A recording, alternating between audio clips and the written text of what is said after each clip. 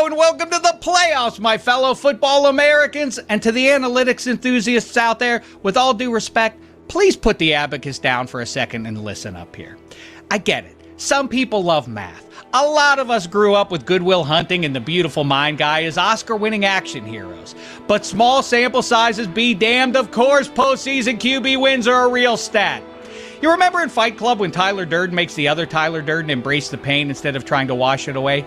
That's the NFL playoffs. The analytics peeps insist the performances of quarterbacks in the most critical moments of their careers don't much matter when it comes to determining who the best QBs in the QB league are. But then what metrics are we using if not QB wins in the big games? Their stats? Well, Kerry Collins has more career passing yards than Joe Montana. Matt Schaub has a better passer rating than Roger Staubach. I don't want to live in a world that says Emmitt Smith is better than Walter Payton because Emmitt had more rushing yards. Now listen, I know no one thinks Trent Dilfer is better than Dan Marino, but I'll bet you Marino would rather have had Eli Manning's career. Likewise, Eli Manning wasn't better than Tom Brady, but winning when it matters most does matter. Is it the number one thing? I don't know, but it's way up there. The guy who gets paid 10 or 20 times more than most of his teammates is more important to winning, and if he loses, he'll get most of the blame. Sam Darnold knows what I'm talking about. Silly me, I assumed the ultimate point of every NFL season was to win it all, and therefore winning postseason games is actually a terrific measure of an NFL QB's greatness. In my defense, I've been brainwashed by Vince Lombardi, you know, the trophy guy, who said, winning isn't everything, it's the only thing. But you know, maybe the math dorks are right. Maybe we should just end the season around the holidays. Why bother with the playoffs and cold weather and heightened competition and the winner takes all standard? Who needs all that drama, am I right? I like when the mathies insist you can't count rings as a measure of one's greatness. But here's the thing. Yes, I can. Listen, the inconvenient truth is this. The majority of Lombardis are won by the teams with the best QBs. Here's the rub so long as the NFL's brain trust continues its practice of awarding only one Lombardi per year. The math doesn't allow for every good QB to win one. And that's what makes it good. The pressure of singular moments. The guys who do win them are the ones who become enduring legends. Wring your hands all you want, but this is how recorded history works. Of course, there are other factors, but these are footnotes to the main plot. Whatever happens in the playoffs, the great QBs are still going to be great. But when the debate is best ever, rings count. The titles are history's markers. They are everything. I know ignoring reality is all the rage these days, but this isn't about how you feel. It's about who wins, aka the only thing. Let's start the playoffs. Let's start the show.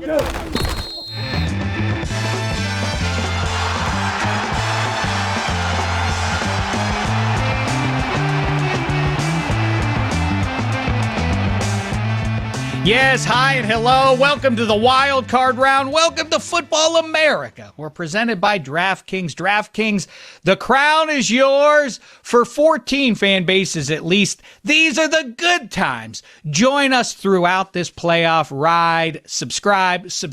Spread the good word, would you? Download, listen, experience wherever you find your podcasts and on YouTube. Football America plus Geoff Schwartz, and Geoff Schwartz is Smarter Than You, also available on that YouTube page, Football America. Speaking of Geoff Schwartz, he's jumping in to help us make the wild card round picks. He'll be with us in just a second. In the meantime, it's episode 41. Mike McDaniel is now out in Miami. That makes what? 8 available head coaching gigs at the time of this recording. Maybe by the time you're listening to it, one or more of those has been filled by the guy or guys who got rejected from one NFL town and have now landed in another to play hero/savior there. Quickly, Gino and Mike and Gino Fuentes, how are you? Hope you're ready for the playoffs, both NFL and college. The U getting ready at the time of this recording for their Final Four game. But first, number 41, I'll just tell them to you real quick. Alvin Kamara wore it well, probably best even among NFL players. Brian Piccolo, star of Brian's song. Eugene Robinson, I think he was NFL Man of the Year. And then he got picked up on the eve of the Super Bowl for soliciting a prostitute. Tom Seaver wore number 41. Dirk Nowitzki, Glenn Rice, Wes Unseld, NBA probably wore the number best out of everybody. Meantime, like I say, Gino and Mike and Gino, how are you? And how is everybody down there in Miami with the news about Mike McDaniel? I gather excited is the answer. Well, yeah, we all kind of knew this was coming. I mean, well, maybe not really. I mean, I felt like on Monday he's saying he's part of the GM search. Yeah, so it's I don't know. And then the list of candidates were all guys that you thought were connected to him, like 49ers guys and guys he worked with wherever. It's not really shocking. But I don't know. It's like a weird in between for me. At least. The John Harbaugh thing seems to throw this in a whole everything new up. direction. Yeah. I don't get exactly why all of these teams are falling all over themselves to get John Harbaugh, who had Lamar Jackson. Consider, I did a list a few months ago of the greatest duos in sports history to never win a title together. Mike Trout and Shohei Ohtani are way up there. Ben Roethlisberger and Antonio Brown and Le'Veon Bell are way up there. Connor McJesus and Leon Draisaitl. I think you now can rightly add Lamar Jackson and Derrick Henry never getting to a Super Bowl together. What, the first or second best running back in the sport? At worst, the third best quarterback in the sport. They never went to a Super Bowl together, or haven't yet. We'll see if the new head coach there makes any sense. It does feel a lot like musical chairs is what's going down with these teams. It does feel like McDaniel's going to land in one of those available spots. He's going to be an awesome offensive coordinator wherever he goes. I mean, he made a lot of players on that offense have like the best seasons of their career. Tyreek, Waddle, Darren Waller was way better here than he was in New York. Aaron Brewer became an all-star center. Yeah, I said it out here earlier. I mean, the Detroit Lions looks like a nice spot for him. And also now they just ousted the offensive coordinator and right up the road here in Tampa Bay. Baker might still have it. Like he has his running game guru thing. Bucky Irving's still a good back. Rashad White, not a bad receiving back out of the backfield. Like I don't think the Mike McDaniel chapter is definitely not closed. I just read that he had a postseason meeting with Stephen Ross, and just based off that meeting, Stephen Ross said, "You're done here." So what did he do in that meeting? What did he say in that meeting? Troy Aikman, though, is involved. Yeah. Maybe Troy Aikman had some sway, and maybe we're not hearing all of those details. Either way, I'm still coming down as a Pittsburgh Steelers fan. I'm still coming down from Cloud 9 from the Sunday night game, maybe the most consequential regular season game the NFL has seen, and it sort of makes a nice little circle about the opponent that they're about to face on Monday Night Football / playoff game, the Houston Texans. The Ravens and Steelers resulted almost literally in, because of Tyler Loop missing that kick, John Harbaugh getting fired. And I know people are being a little simple-minded about it. You say, oh, it just came down to one kick. No, it's the accumulation of all the years running up to it and the season and missing the playoffs and making some decisions within those 4 quarters, and it all amounted to that one kick, and the kid missed it, and so Harbaugh is out. I don't think Mike Tomlin would have gotten fired had the Steelers lost that game, but I do continue to say, and I mean, if they lose to the Texans, and even if they beat the Texans, it is still in play that maybe Mike Tomlin doesn't get an extension to his contract, and this is his last season with the Pittsburgh Steelers. The talk about the broadcast booth probably ain't going to happen, but I could see him bouncing to the Giants or to the Raiders, or I don't know. I mean, shame the devil if he went to the Browns or to the Ravens. That would be funny stuff. But either way, the most consequential game up until this point in the last 3 or 4 years was maybe when Davis Mills and the Houston Texans won that game. They rallied to win the game and gave themselves C.J. Stroud instead of Bryce Young, and I think they're happy with that decision. I think ultimately the Carolina Panthers are happy to have Bryce Young.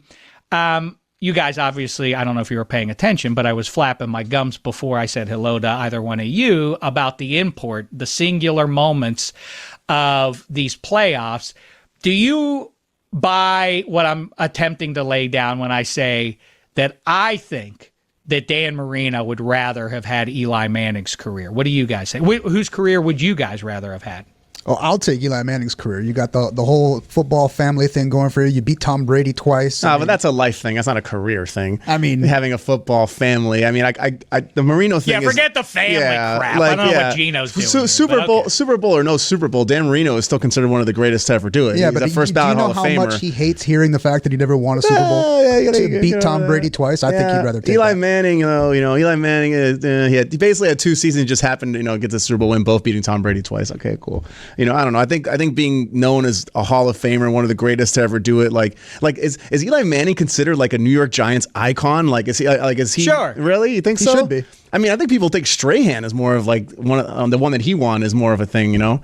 You heard what Gino said. If you needed the reminder, he beat Tom Brady in the Super Bowl. Twice. He didn't do it one time. No, I get it. He did it. He's 2-0 against the GOAT in the biggest game. I mean, he's obviously got to get into the Hall of Fame. This is a ludicrous rolling discussion about whether or not he's a Hall of Famer. But I do think that if you hooked him up to a lie detector, Dan Marino can know deep in his balls, I know I'm better than Eli Manning. I think Peyton and Archie and Eli himself knows that Dan Marino was better than Eli was. I still think that they all, including Dan Marino, would rather have had Eli's career. He won twice. Maybe if you fluke your way to one, you make a case. I'd still rather have all of my achievements. But he won 2 Super Bowls. I think I would lie detector rather be Eli. Lie detector for you right now. Arthur Smith or Mike McDaniel is your offensive coordinator. Mike McDaniel. I like Mike McDaniel. That didn't take long at all. I don't quibble about that. I have no problem with it. I think I've been nothing but a straight shooter with you about true. these Pittsburgh Steelers. But in the moment, in that fourth quarter, Dave was all the way in. I loved what I saw in the fourth. I mean, these are, like I say, these are unironically or other. This is what it's all about. These are the good times. We've made it. Enjoy it. Lean into it. Yes, big pressure. Don't be one of these people talking about like, listen, whatever happens here. Did you see his passer rating in October? Is not a conversation that anybody wants to hear. These moments are what it's all about. Let's get Geoff Schwartz in here and cut to the chase and start picking these games, shall we? All right, no more jive. It's time to focus in on the main event here. 6 games total, that's it. We usually try to focus in on the most consequential games in the NFL weekend. They're all consequential. These are playoff games after all. In a pinch, he's jumping in. That's why he's our main man here. We had our guy Kevin Hench ready to go, but he's got some stuff going on the side. We gave him a call last second. Even it's later than 11:59. It's like 11:59 and 58 seconds, but he's here to jump in. He's the host of Geoff Schwartz is Smarter Than You, and it's Geoff Schwartz. What's the poop, fella? How you doing? How you feeling? I am good. I'm excited to talk to you. We have your Steelers in the playoffs. We have your Hoosiers in the playoffs. I mean, first time ever, right? A double duel Steelers-Hoosiers playoff weekend. I think literally there wouldn't be any historical comp there. All right, listen.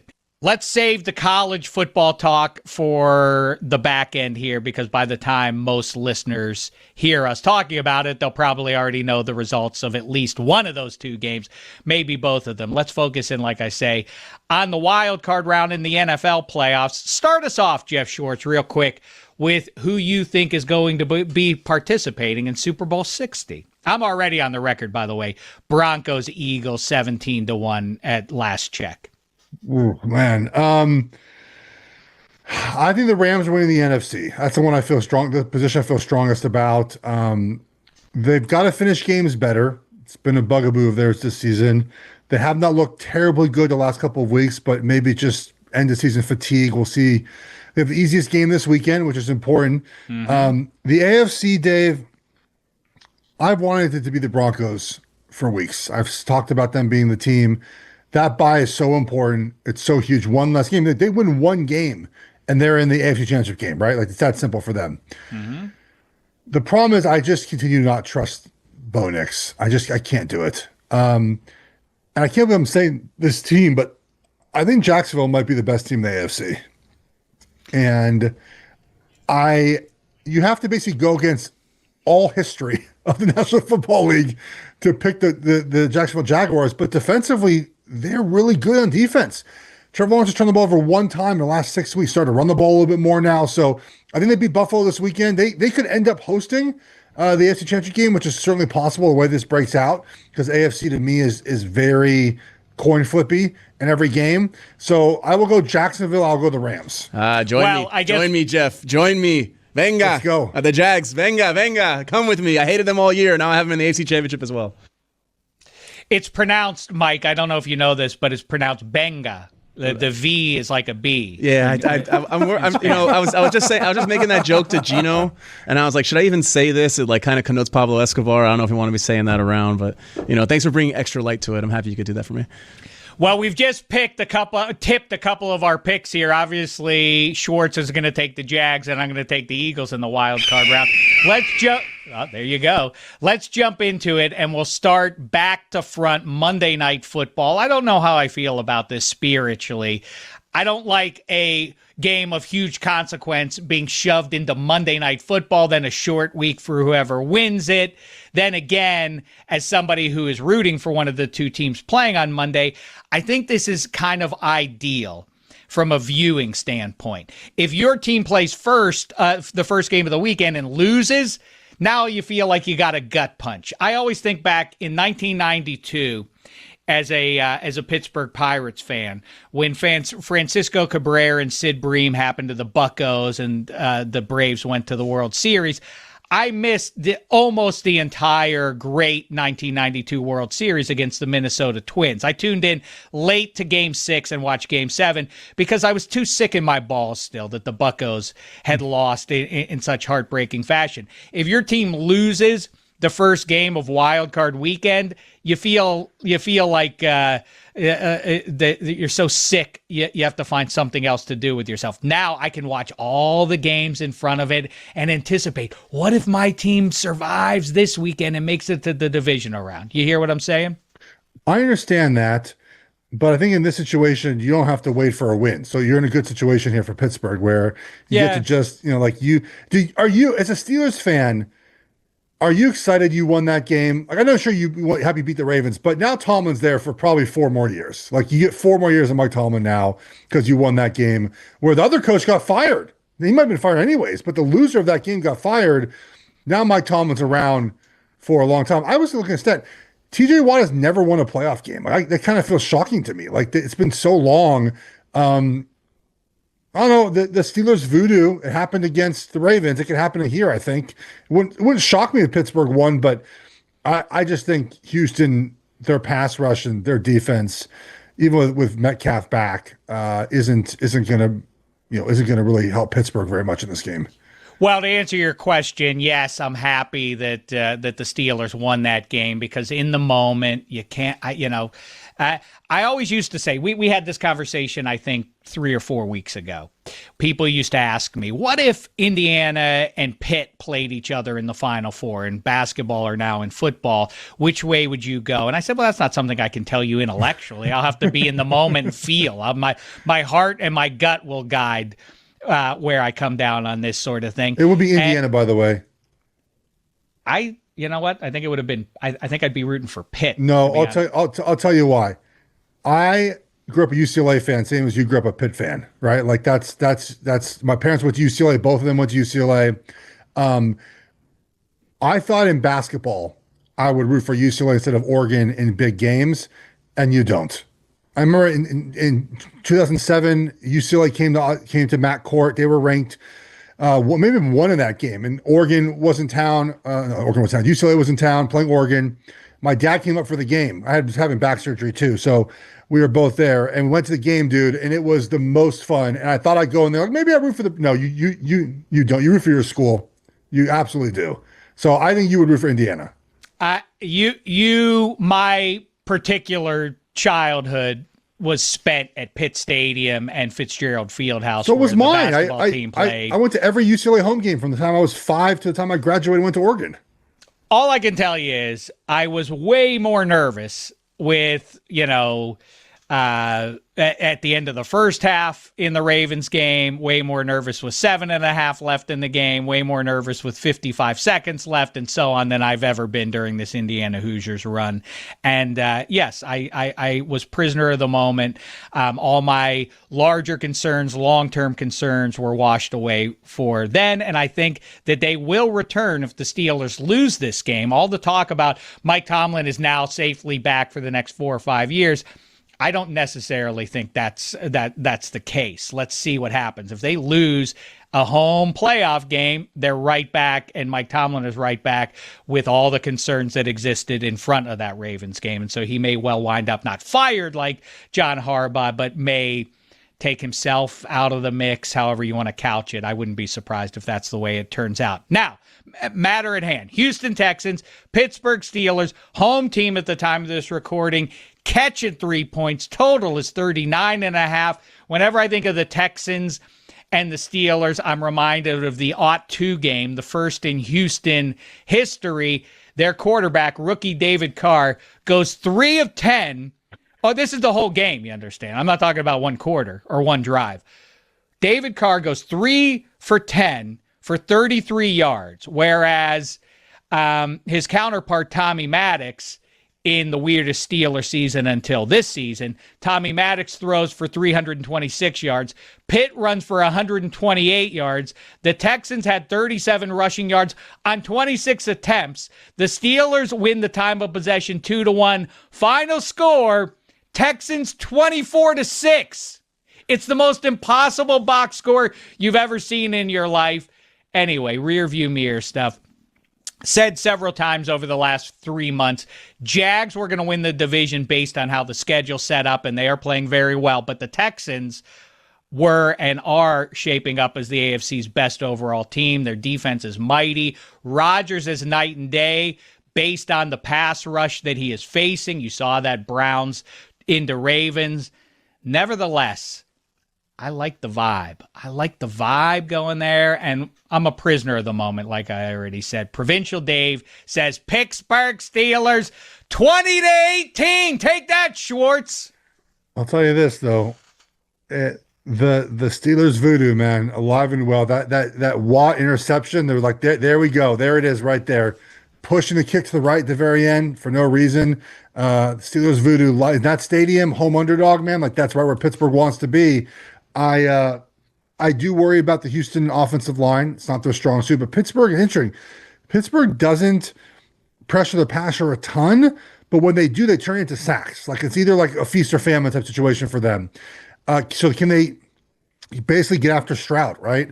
I just don't know how you're going to score very much. I think it's a tough time to get in the end zone for Pittsburgh in this game. How many points do you need to win? Do you need 17, 20? You think you need 20 points to win? You probably need help on defense to get there. Give your offense some short fields. But to me, you never count out Pittsburgh as a home underdog in any situation. So last game of the weekend, it's not like Houston has a long track record of this team winning big road playoff games either. Well, the other thing is, too, I feel like even though they're the road team and all the rest of it, C.J. Stroud is the one who comes in with some pressure on his shoulders. He's got the curse of Sposta, and I know Aaron Rodgers does and Mike Tomlin does, but, man, I've been critical, I've been skeptical all through the season. I don't think I've kept it a secret that the idea that a 42-year-old man is going to be a positive difference maker and carry the load for you, for all the pressure. I mean, his literal career may well have been on the line. If they lose that game, the Steelers, I don't think Aaron Rodgers comes back to Pittsburgh. Maybe somebody else grabs him for one more year, but I don't think his future would have been in black and gold. And they're down, and for him to play, to deliver a nails performance like that was I thought pretty impressive stuff. With Adam Thielen and MVS as his targets, keep in mind too. Now he gets DK Metcalf. I know it's some of it is trying to be optimistic. I already said the Texans have the best defense at minimum, maybe the best team in the AFC. In the here and now, though, I'm going to ride with Tomlin and Rodgers for 1 week, and let's see what happens on the other side of it. Meantime, Chargers, Patriots. For these two teams in the playoffs, my mind goes to 2007 title game. The Chargers went up there. Phil Rivers had the torn ACL. LaDainian, I don't remember what his issue was. I think it was his knee. He gave it one series and couldn't go. Phil Rivers played the whole game. They still almost kind of sort of pulled that game out. Again, rear view mirror stuff. Chargers' liability is on the O-line, but the Pats ain't world beaters at rushing the passer. Patriots laying 3.5, total 46.5. Schwartz, how say you? I have the Chargers to cover this game. I can't buy the Patriots with their schedule, man. They played 3 teams with a winning record, at least 500. They were 1-2. They scored less points and gave up more points. Chargers definitely have some issues on their offensive line, but they're mostly on the edges, right? And that's not what the Patriots do on defense. Their best stuff is in the middle of that defense. The Chargers defense is number 1 in the NFL against pass rating against. Actually, they've done a great job this season. They pressure the heck out of the quarterback. Herbert, we talk all season, he leads the NFL in pressures. Second is Drake May. Drake May's been pressured a ton now. The difference is Drake May is doing incredibly well, like off the charts well against pressure, which I don't know if that really translates over to the postseason very well. So I look at the Chargers to control the physicality of this game, the tempo of this game. I think they cover this game. Do they win? I wouldn't be surprised, but I do like them plus the 3.5 to cover this game. The Vrabel v. Harbaugh element of it is intriguing stuff as well. No stranger on either side to big time games. Do you think on a human level, this may sound like a dumb question because maybe it is a dumb question, is Jim Harbaugh, probably as a human being, spent some time with his brother on the phone this week, right? Is he at all distracted? Does that have any impact? Like, I've been trying to help talk my brother through a tough time, and I haven't really been able to focus on film as much. No, I assume the answer is no. I think I actually think like maybe he just I think the answer is like no. Like I would say no, they have not talked. Oh, they haven't even connected. He's like, I'm focused on my own stuff. I think he probably texted him and was like, hey, I'm out of here. And maybe they talk like he's driving home at night. He called him. But I don't think he took any time away from his preparation. Okay, just I'm an empath. I don't know how other people are wired. I have the Patriots 24-23, so obviously I'm trying to have it both ways there. Another quick question for you. I've been riding with these sophomore QBs this year, and as far as that goes, Drake May, Bo Nix, Caleb, Jaden, plus Penix and McCarthy. I mean, if one of these guys gets to the Super Bowl and wins it, are we already at a point where the 2024 QB class is in the conversation for best ever? I mean, that's a pretty loaded half dozen names I just threw at you. We would have to be, right? Yeah. I mean, the short answer is yes. It would be like the 83 year, right? Like that would be. And Jaden Daniels just about went to the Super Bowl a year ago. So add that to the pile as well. I think you have to think that, yes. Niners, Eagles, home team, laying 4.5, 44.5 is your total at the time of this recording. Niners couldn't stop Seattle from running and couldn't start running on the Seattle defense last week. I don't really see why either of those things is going to change much against this Eagles team. Geoff Schwartz, how say you? Yeah, this is sort of strength versus strength and weakness versus weakness, right? Where you have a situation where you have the Niners offense versus the Eagles defense, right? Those are the two strengths of those teams. The Niners defense against the Eagles offense, those are sort of the weaknesses of both teams. But the question is, like, the Eagles get Lane Johnson back, presumably. That's right. What's going to stop? Who's stopping who in the Niners are stopping the Eagles? Even though the Eagles offense has not been great, Dave, I just don't really think that the Niners have the pieces in place. They can't rush the passer, have no linebackers. Like, that's not a recipe for any success in the NFL. And so I just do not believe that the Niners have enough in this game. They're great stories. Shannon's done a great job, but they just don't have enough in this game, in my opinion, to make this a close game, even as bad as we agree Eagles offense has been this season. I'm not sure they can take advantage of it. It's unfortunate because the Niners are a good football team, but it's, to me, just not, there's not enough in this game for them. Well, I mean, again, the Eagles are my Super Bowl pick, or the NFC representative. The big factor here is their Jenga pieces are back. Jalen Carter on the defense, they are a very different defense when he's there in the middle. And on offense, like you say, Lane Johnson appears to be coming back too. He's their offensive Jenga piece, and the offense is very different. I suspect that Saquon Barkley has a day here against the diminished Niners defense. I think he has to have a day. Like, like that has to be something. He's got to have a good day for the Eagles to be the team they want. 27-24 Eagles advance in my book. There you go. The Buffalo Bills, the Jacksonville Jaguars. The home team, the Jags, are catching a point and a half. 45.5 is the total. This is, I think, from what I'm able to glean from social media and conversations with the Fuentes boys and beyond, this is the toughest call of the weekend for most football enthusiasts. How say you? Not for me, it's not. I think Jacksonville's going to win this game. Buffalo's the most pressure of any team in the postseason, right? Yes. No Mahomes, no Lamar, no Joe Burrow. The three guys that have tortured Buffalo over the years. They've played worse on the road in the playoffs. Their defense in all their losses just completely combust. I think Jacksonville's ability to run the football in this game and commit to running the football is a huge benefit to them. Buffalo has to make more plays to win the game than Jacksonville does, right? Like Josh Allen has to have heroic Josh Allen stuff. Trevor Lawrence, I don't think he has to do that in this game. Run the ball, take what's there. Jacksonville Jaguars defense, number one in the NFL against the rush, playing Buffalo's offense. You know, we talk about Josh Allen this year. It's kind of interesting how, like, he's got nobody, Dave. Number one rushing offense in the NFL. I mean, nobody. I mean, he's not a great wide receiver, sure, but he has the number one rushing offense in the NFL. It's something. And I just think Jacksonville's a better team. I love what Liam Cohen has done this season. And again, the improvement for Trevor Lawrence to just becoming, he's not completing a ton of passes, certainly a problem, but he's turned the ball over less, doing like all those plays were like, what are you doing, dude? He hasn't had those in 6 weeks. So I feel like if you can avoid that in a playoff game, they're going to win this game.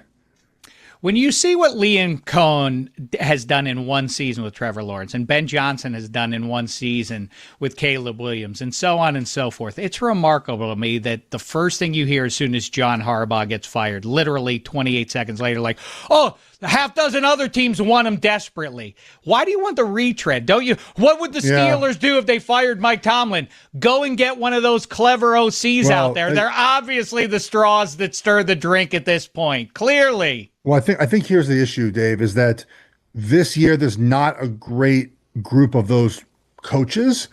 And so you're looking at teams hiring retreads, but also a lot of the teams that are hiring have signaled, like the Giants have signaled they want a former head coach. So it's that they've made those signals. They put those out there. We want a former head coach. So I think that is why people have connected Harbaugh to that job. Now I wonder if that's connected to the Dolphins as well. There's a familiarity with John Harbaugh that ownership will like, instead of chasing the young guy like we know we get with Harbaugh. I'm very fascinated to see where this goes because Lamar is incredible, but he has not had the playoff success that you wanted. There's another coach bring that out of Lamar. So 8 jobs open. There's not 8 great coaches this year. Last year was a good coaching pool. This one right now really isn't.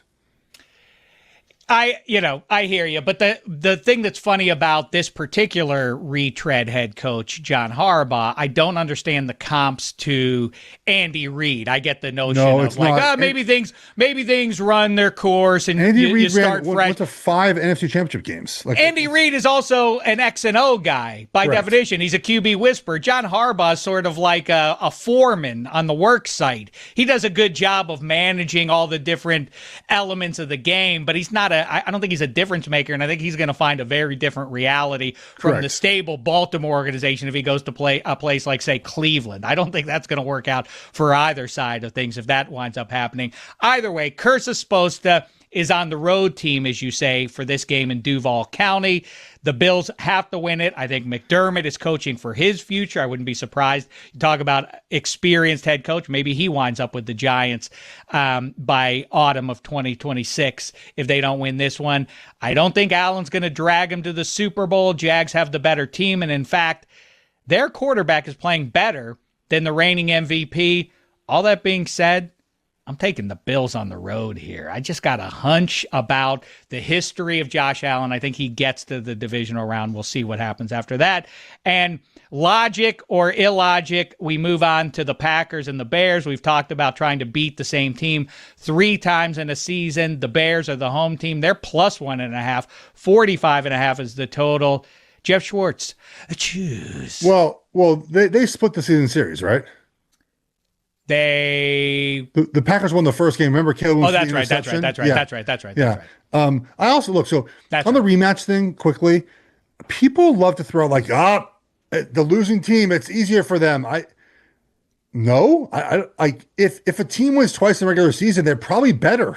Like that's how I look at it. Like I never understood this. Oh, a team wins twice. It doesn't apply here, of course, but give me the Packers, dude. I'm just. It's a full fate of the Bears. 33 takeaways this season. When they have 2 or more takeaways, they're 9-0. When they have 1 or fewer, they're 2-6. For the top 6 teams who have who led the league in turnovers, right? Or excuse me, takeaways essentially, and allowed the most points. So those 2 things, right? 5 of the 6 never made the playoffs. The Bears are in that 6 that made the their defense is not good. Like I don't really expect it to turn up a notch in the postseason. Now the Packers, no pass rush, which has been alarming. Quarterbacks are a little beat up. I know they'll be back this week. I just like the Packers in this game. I'm just fading the Bears.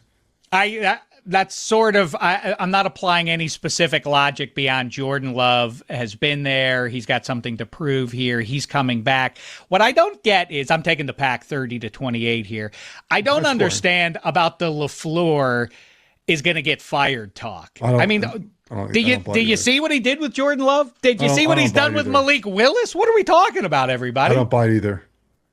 Very weird. I don't get that one. Okay, Rams, Carolina. We know Schwartz has taken the Rams because he has them going all the way to the Super Bowl. Correct. 10.5. If memory serves, that was the exact number that the Panthers caught at home the last time these two teams played. This time the total is 46.5. How say you on this one, Schwartz, in terms of against the spread? Oh, I mean, 10.5 points is a lot, Dave. Yeah, it's a lot of points. Yes, it is. In the NFL in the postseason. I mean, I'm staying away from this one because I think it's one of those things where if the good Panthers show up, it's a game. The bad Panthers show up, they lose by 17. I just don't know which version is showing up. I know what I'm getting from the Rams. I think this is closer to a Rams cover than not. I would just stay away from it. No team that survived the regular season has to be sicker than the Rams. They could have, maybe should have been the 1 seed if not for the last 8 minutes or whatever up in Seattle. Or in Philly. They're 26-7 in Philly and lost, remember? That's week 3. I mean, that's ancient history. But yes, you're absolutely right. No, you're absolutely right.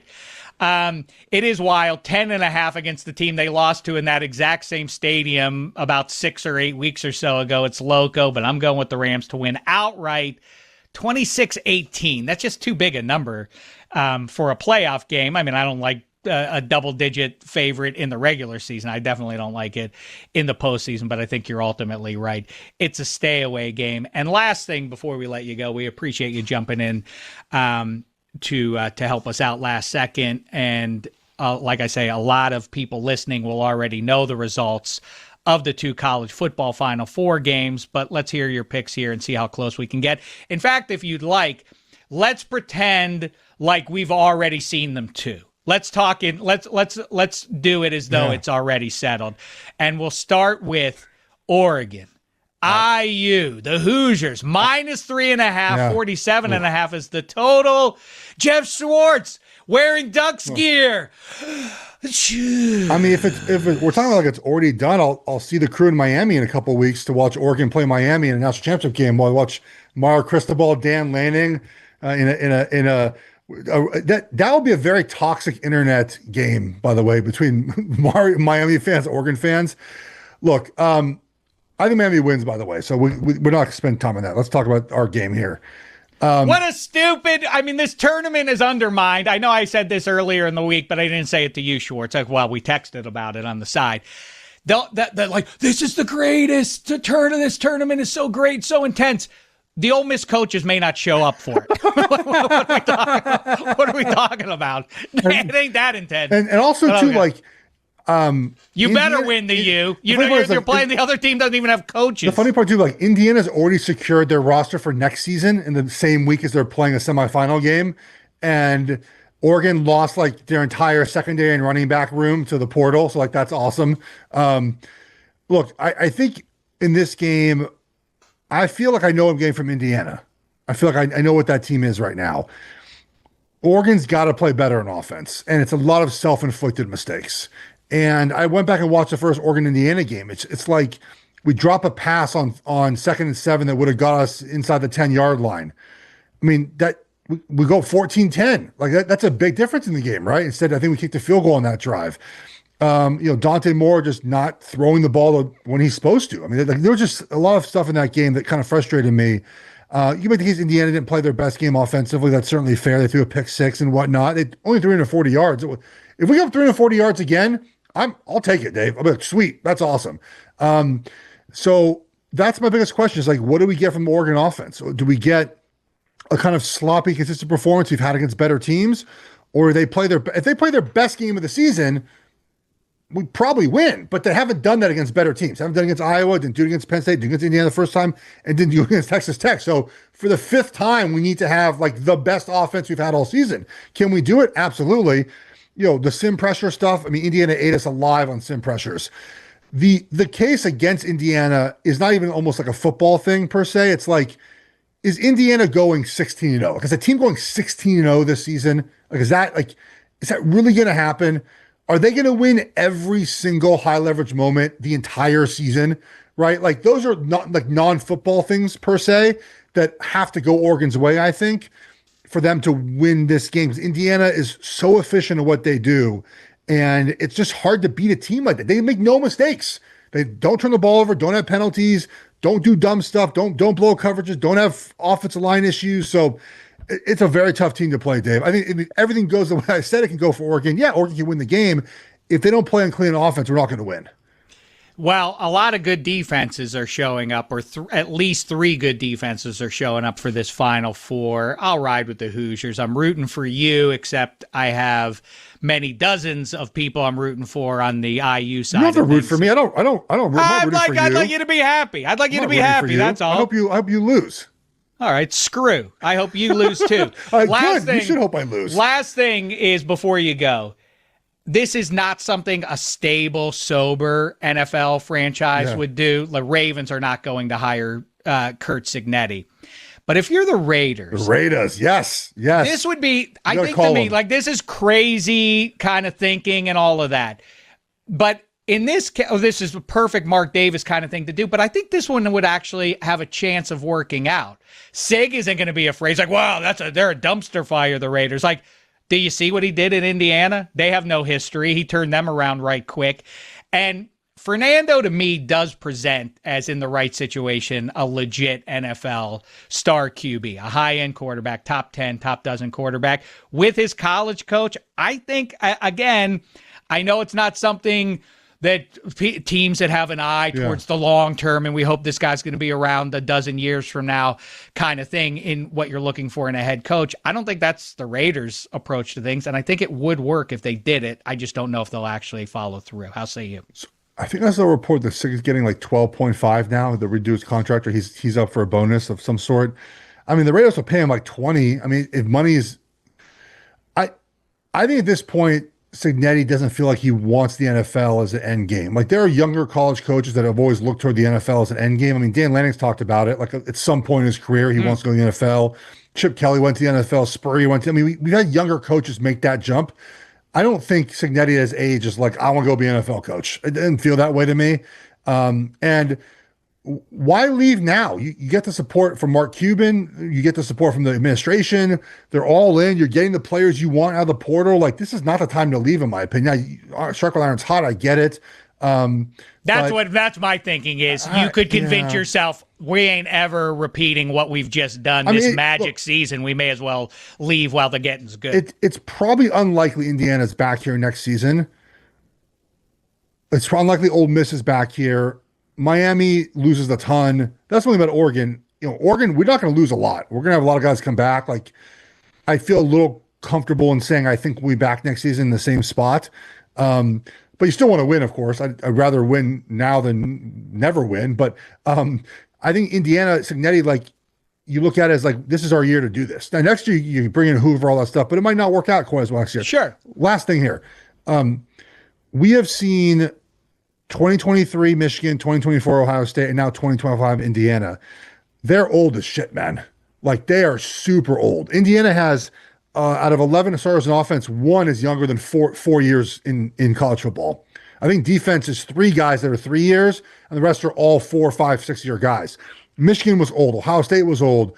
Oregon's trying this next year. We might have 4-year defensive linemen. Like, we're trying to do that. That's now, I think, the model in the sport is to be old, experienced, and have a lot of football wisdom and grown men, like grown bodies. That's right. To play this game. Because now you have a longer season too, right? So the more mature body can probably handle the long season than can younger guys. So it's interesting to see Indiana follow that model. I'm not sure they did on purpose, Dave, but they're in line with the last 2 champions as far as the youth or lack thereof of their program.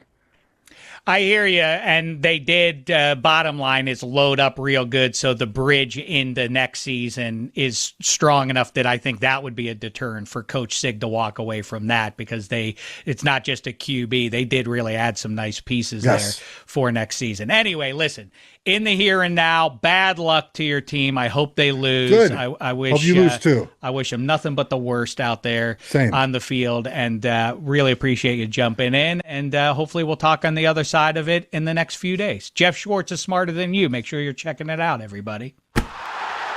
There he goes, Geoff Schwartz. I was just trying to be a gentleman. I'm not actually wishing the Ducks any luck whatsoever. And bad you luck. Why I'm wishing them bad luck. That's all. Yes. You wish your opponent bad luck.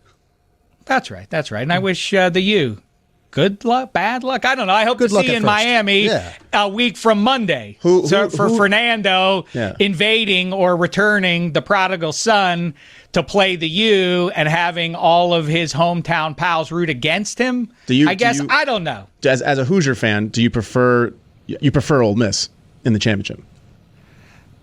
I guess, but as a college football fan, I think it's lousy if Ole Miss, with its assistant coaches on the fence about whether even they should show up and follow Lane to LSU sooner rather than later, is a bad look for the sport. Yeah. So I think the U versus, like I say, Fernando, the local Cuban hero, that's great storylines. I think that would be good. So I think, as objective as I can be about it, that's what I'm rooting for. The all Columbus final? It's all a dream. It's all a dream. It's all a dream what's going on. Very quickly, you heard our picks there.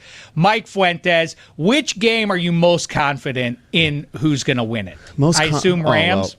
Excluding Rams, Panthers, because I think that's an easy one for all of us. Good place to start. Let's get them out of the way. Get that out of here. Child's play. The game that I'd hate to say because I really like the 49ers, but I just don't see them. I'm looking at too. I just don't see them overcoming that in Philly. I know the Eagles' offense has been but the way that the 49ers looked against the Seahawks, the way they're able to shut down, like not be able to stop Kenneth Walker or Charbonnet, and the way the defense looked, I just don't see them advancing. That's tough. So if I had to pick an absolute lock, I'm with Jeff too on the Steelers voodoo. They just find a way to keep every game close, and I don't trust C.J. Stroud. So out of all those, I'm going to say the one that I'd be the most confident putting my money on is Eagles to take care of the 49ers.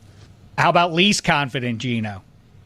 The least confident out of all these, I mean, this Bills-Jacksonville game is going to be so fun to watch. I think the Jaguars are going to win, but tough to pick a winner. It could easily be Josh Allen.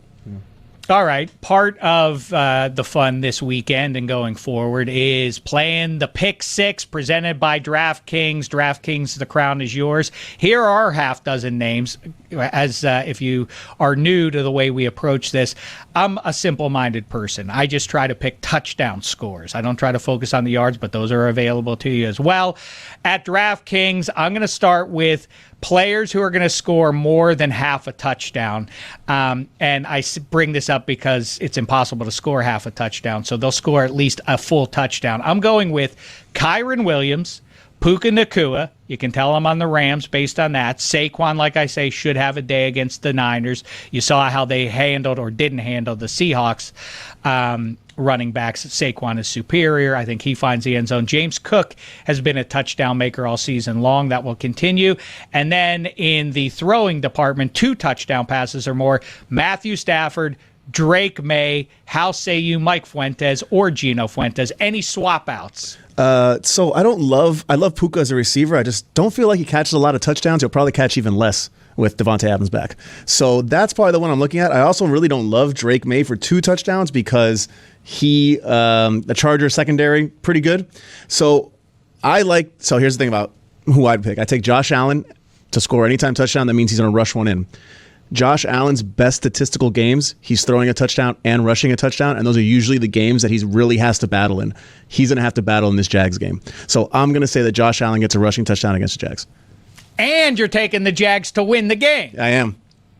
All right. You're a man of many flavors, Mike Fuentes. Gino, any swap outs for you? Yeah, I think it's going to be like you got Stafford here for 2 touchdowns. To get to 2 touchdowns, he's going to need Devontae Adams. So I'm going to put Devontae Adams in, and that's probably going to cost Kyren Williams his touchdown.